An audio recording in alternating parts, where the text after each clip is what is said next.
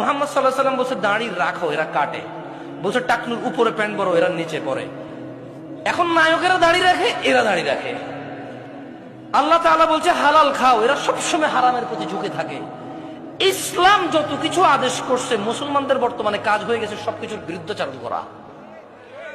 ওয়াল্লাহি যদি শুকর খাওয়া হালাল হতো, কেউ শুকর খেত না, গরু খেত সবাই।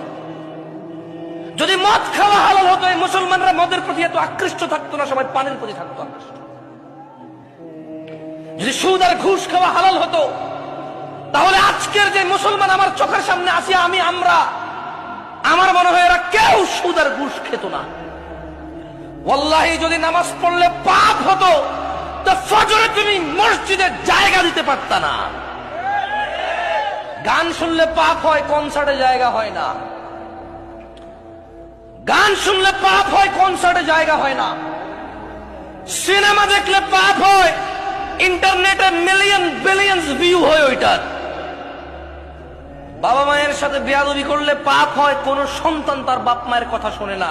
একটা সামান্য মেম্বার, ইউনিয়ন মেম্বার, ও বেটা এখন 2 লাখ টাকা খরচ করলে হওয়া যায়। কি আগের যুগ আছে সম্মান হতো? আমি রাজনীতি বক্তব্য দিচ্ছি না, ফ্যাক্ট বলতেছি, নিজের উপরে নিয়েন না কেউ। আমি রাজনীতি বুঝি কম, তাই বলি না। আমার শত্রু বানায় শুধু শুধু নিজের শত্রু বাড়ায়েন না।